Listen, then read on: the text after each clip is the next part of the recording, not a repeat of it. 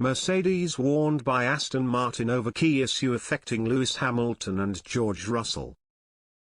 Aston Martin have been forced to lose a considerable amount of lap time in order to deal with the porpoising issue that has also been causing plenty of trouble at Mercedes during the early stages of the new season. Lewis Hamilton and George Russell have already revealed that the Silver Arrows are struggling to cope with the problem, which results in cars bouncing up and down on long straights due to the ground effect that produces a significant percentage of downforce on the new 2022 cars.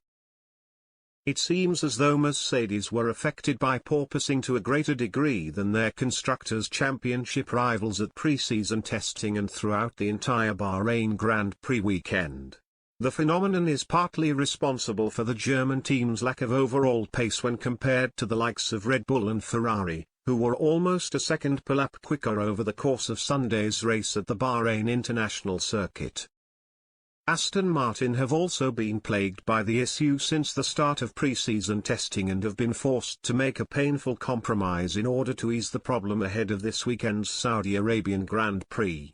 Their Chief Technology Officer, Andrew Green, has since delivered an ominous warning to Mercedes by revealing that the changes made by the British outfit are costing them around 0.75 s per lap. "I'd say we're still a way away from solving it the way we'd want to solve it," said Green. "We've had to make quite a few compromises to the car and car setup to be able to run without it. We tried some things, in practice, we tried some things in testing as well, and we're making good progress. Currently, from where we are now, I'd say we are probably losing in excess of half a second, probably closer to 3/4 of a second because of it."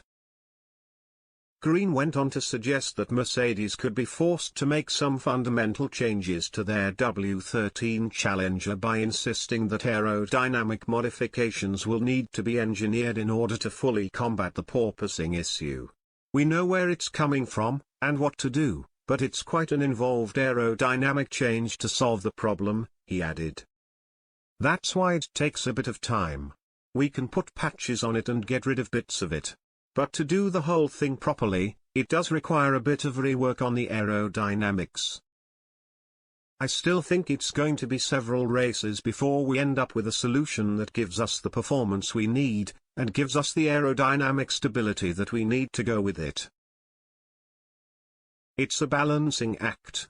We can drop the performance of the car, get rid of the porpoising, but that's no good, really. So we need to try and get both. And that's where we're trying to aim for the next event."